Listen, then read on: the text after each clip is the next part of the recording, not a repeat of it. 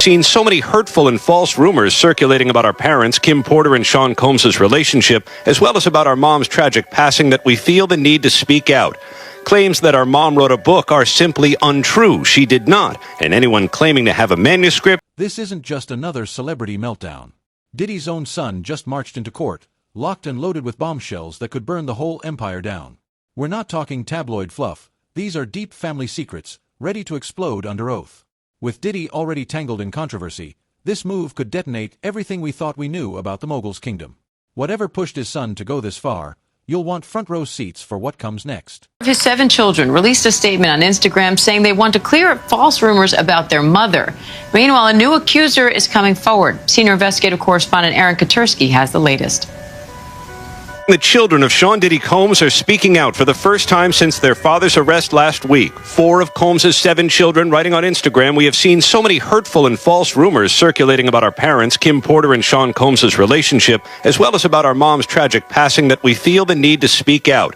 Claims that our mom wrote a book are simply untrue. She did not. And anyone claiming to have a manuscript is misrepresenting themselves." A 60-page unverified book published earlier this month claimed to be the collection of diaries of Porter, who died at the age of 47 in 2018. The children, who don't mention their father's arrest in the statement, go on to write, "Our mother should be remembered for the beautiful, strong, kind, and loving woman she was. Her memory should not be tainted by horrific conspiracy theories." The message coming as another accuser goes public with allegations against Combs. Talia Graves claims in a civil lawsuit Combs and his bodyguard drugged, bound, and raped her in 2001 and filmed it.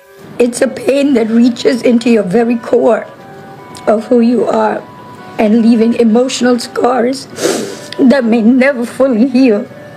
The 54-year-old Combs has pleaded not guilty to charges he led a criminal conspiracy that abused women. And Aaron Katursky joins me now with more on this. Aaron, how significant is it to have a new accuser making claims like this on camera as Diddy's facing these criminal charges? Well, look, she is detailing in an anguished appearance with her attorney Gloria Allred what she said happened to her in 2001 and the lasting impact that she said it had on her, and coming after Sean Combs' arrest on criminal charges perhaps lends some additional credibility, because he's already been charged in a racketeering conspiracy that sought out women for abuse. She's also filed a civil suit. Could that affect the criminal case at all? The civil suit is at least the 12th filed against Sean Diddy Combs, and the first one from last November by Cassie Ventura is really what touched off the criminal case that led to Diddy's arrest and subsequent not guilty plea on the 3 criminal counts. Without the civil suit, there are probably not criminal charges against Sean Combs, but all the civil cases are now likely to be paused while the criminal case takes priority. Now, some of Combs' children issued this statement on Instagram, speaking out in defense of their mother, but they didn't really mention their father. What do you make of that? It was an interesting statement coming a little more than a week after Combs' arrest here in New York. And the children seemed quite protective of Kim Porter's legacy, because there's this 60-page unverified manuscript online that claims to be Kim Porter's diary entries or a compilation of some of her thoughts. And the children said that it just isn't true. And they didn't want her and her memory commingled with him and the criminal case that he's now facing. And what's next in that case now? He's back in court in early October. For now, he is being housed in protective custody at a federal jail in Brooklyn. He's in a dormitory-style open housing. Get ready. Diddy's empire is cracking, and it's his own son, Justin Combs, pulling the trigger. Once the golden boy of UCLA football, Justin's traded his cleats for courtroom chaos, and he's not holding back. Behind the glitz of hip-hop's royal family lies a mess of money, manipulation, and broken bonds. Justin says the flashy lifestyle was all smoke and mirrors, absent father, fake image, and secrets buried deep. From shady business moves to personal drama, he's ready to expose it all. Is it about revenge, truth, or stepping out of Diddy's shadow? Whatever it is, the gloves are off. That they had. Derek Lee claims that in 1997, Diddy raped him I know. He raped a grown ass man. Yeah, he was a bartender. He said, and I don't want people to think that I think that's funny, but the shit is funny. he said it's sad. He said that he was invited to a party and it was girls there, it was guys there. Things got freaky. You understand? He's a bartender. He said that he was drinking Jim Beam and Diddy brought him a drink over. And then Diddy told him, I put a little something extra in there. And he said, yeah,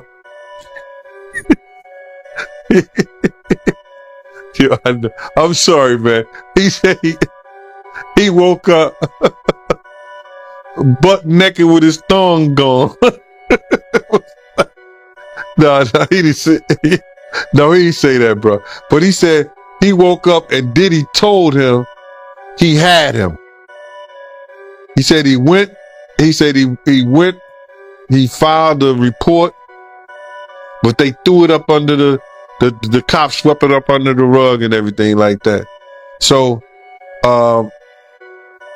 he was suing Diddy and everything like that. So he said that Diddy came to the jail and said that, hey, I'll give you $2.3 million or something like that, or 23. I don't know if it's 2.3 or $23 million to make this go away.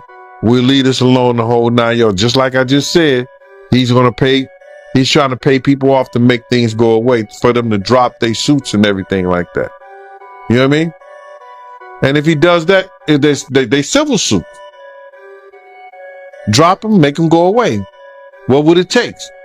So this particular dude said that Diddy was trying to sell properties and sell things and stop him from getting his money. And I didn't understand that. But the judge found some validity in what he was saying and said, yo, I'm going to give you a 90-day restraining order against him from selling anything until you get all your paperwork in correct, because Diddy was served in the whole 9 yards. And as it was said that Diddy and his representative did come to the jail. So if the guy didn't have no lawsuit, if the guy wasn't, if his stuff wasn't truthful, why would they entertain it? The judge entertained it, Diddy lawyers them entertain it, and Diddy entertained it. So it may be some truth to it. But this dude is raping grown men. That's crazy. Yeah, I mean, we can laugh at it, but it sounds like it's true. I'm looking at it right now, and he did go to prison, and he offered the inmate $2.3 million to settle the case. So that's what the paperwork said, and the judge must have thought he had some validity into what he was saying. What the judge do? He granted him the restraint from Diddy selling the properties until the dudes get his paperwork and everything in. You heard about Diddy law firm breaking ties with him and Miami Beach taking his day away?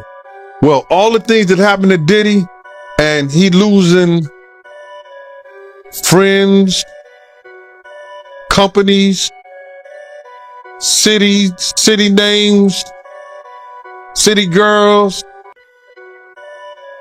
I think he should become an altar boy for TD Jakes and give his and let TD Jakes, put some hands on him and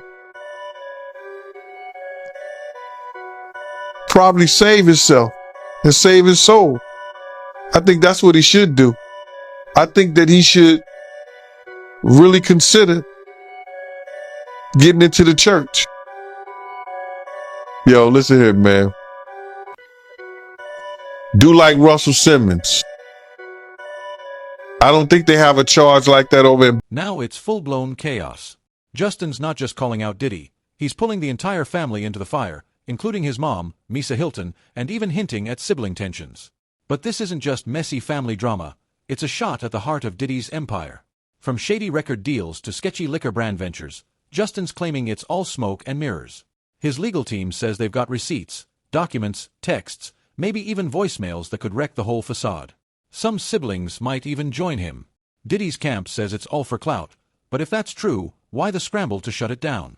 What are they really hiding? Listen to, you can specifically hear the accuser who alleges that she was being forced to take this tequila shot that she believed was laced with drugs. And in the audio, you can hear her asking Christian Combs if she was being drugged, and he answers, "Take the shot." Now, just to put things into perspective, the accuser was a crew member on the yacht. She was a bartender, and she says that shortly after this incident with the shot, she says she was cornered in a room. She says things became aggressive and physical, and then says that Christian Combs forced himself on her, and then says that it wasn't until another employee on the yacht came into this room that the abuse that she is alleging in this 31-page lawsuit stopped. And she says it only stopped because that person came into the room. Now, I want to read part of what the accuser's attorney is saying right now. What he's saying is, defendant Sean Combs turned what was sold as a wholesome family excursion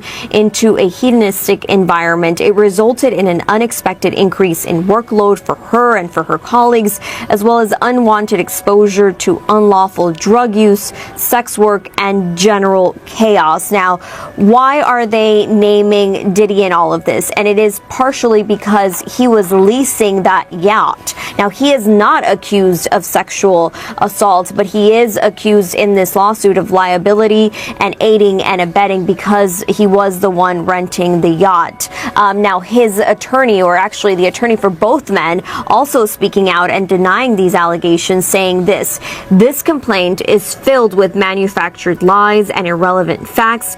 We will be filing a motion to dismiss this outrageous claim. Again, they have continued to say that this is something that they will fight, that they are innocent in all of this. So we'll have to wait and see how this plays out in court, if it gets to court, or if it gets settled at some point, which has been the case with a previous lawsuit. But again, we'll have to wait and see what happens as Diddy and his son continue to say they're innocent, and the victims here continue to say that they were sexually assaulted, Fred.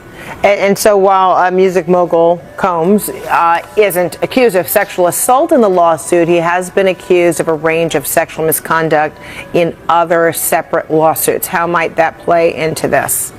Yeah, as I mentioned, one of the lawsuits was settled, but there are others that are currently pending, right? And so there's a lot of the details that we've learned, and attorneys say that there's audio and video of these alleged crimes, or at least some of the alleged crimes. You're seeing some of those cases there. The one with Cassie was the one that was settled, but there are other ones that we'll still have to wait and see how they play out. And of course, we all saw just last month as Diddy's homes in both Miami and Los Angeles were the target of a federal investigation, and we saw that all play out on video last month. But again, it's important to point out that Diddy continues to say that he is innocent. They said this was a gross overuse of military level force, and they say that he is innocent and will continue to fight to. There's no silencing this storm. Justin's in court, unloading family secrets straight to the judge, with the world watching. Whatever pushed him to turn on his own father must be massive. The courtroom's packed, cameras flashing, security tight, and Justin dead serious. No filters, no fear. He's painting Diddy's empire as a glittering illusion. Fake parties, shady contracts, and money moves sketchy enough to catch the IRS's eye. Diddy's trying to keep cool, but the cracks are showing. This isn't just a family feud, it's a full-scale takedown. Said that Homeland Security brought him in. And this dude is, he's a fraternity brother of mine, but he's also a producer, an engineer. And he was in the studio the night one of the girls made a complaint, the night something happened to one of the girls. And he told the lawyer everything that the girl told him, which was crazy. And Homeland Security brought him in. So, he told them they wouldn't let him know what they were doing, but it seemed like that something might happen before Labor Day. Wow, before Labor Day? Yeah. They working hard on this, bruh. They working hard. You got to realize they working with a lot of stuff. They working with the taxes. They got lawyers for the taxes. They got lawyers for the complaints for the, what you call that? SA, sexual assault complaints. They got lawyers for, what else? The drugs, the gun trafficking. They got different lawyers working on all those things, bro. And they got witnesses. If you don't mind me asking, what was the girl saying to the lawyers? Oh, the girl has said that, that same shit that happened to little Chris, he gave him a bottle of champagne or wine or whatever like that. And once she drank it, she became a certain way and found herself giving him a fellatio in the studio in front of people. The dude said he walked out because he was appalled. He had just had a daughter. So he walked out. So he was appalled. That's what he told me. So I'm like, damn, team. He said, yeah. So the same thing that she told her lawyer, he told the lawyer and Homeland Security. And he was actually there, graduate, a college graduate. You understand? Working, good dude, perfect witness. He told, the engineer told Homeland Security and her lawyer the same exact thing she told them. He said he was appalled at what he saw and walked out. So they got witnesses. They got witnesses, bruh. They have people want to make up stuff, but they got people who was there that was witness and speaking about it. See, people get mad because I'm saying it first. They hearing it from me. But I could care less how somebody else feel or think. I'm not here to praise Diddy. No, I'm not. Like Brutus told the sentence, I'm here to bury him. He did enough wrong for people around us, to people around us. He did enough wrong to their mother. He did enough wrong to them. He need to pay the piper. I don't care what nobody say. You can feel whatever you want to feel. You can call Gene Deal whatever you want to call Gene Deal. You can say whatever you want to say. But I came here November the 18th, 2018, and I told y'all from Jump Street, I didn't know I was going to get a platform like Art of Dialogue. I didn't know I was going to get a platform like MREC, different people who helped me build this up. Did I have my own show? Everybody want to come here and think that I just talk about Diddy. You come to the Gene Deal show, you see different things. I talk about everything. But when I'm come to do an interview, I answer the questions. And my thing of it right here is this, is that I'm not here to praise somebody. A real man don't hold or bite his tongue for nobody when injustice has been done to people, first of all, that he got love for. And second of all, from when somebody know that somebody is wrong. I've been saying the same shit since 97, Mighty. I was the one in there holding Big's mom's hand while she crying. These people come over here, I initiated a lot of this stuff for these YouTubers to go to their platforms and talk about stuff, because they sit around and talk about stuff that I didn't say, that they didn't heard on the Art of Dialogue. You done birthed a lot of these fucking content creators. Yeah, I mean, you're right about that. I mean, a lot of platforms, did start talking about it after, we've been talking about it for years. So, yeah, you're right about that. And they were scared at first, Mighty. They were scared to say anything. But my thing is this, right? With all the money and fame that Diddy has, why is he out here drugging females to get fellatio? You would think, him being who he is, he don't got to do that. Bruh, he's a different dude from when I was around him and people was like Suge even said that Puff is different now. You understand?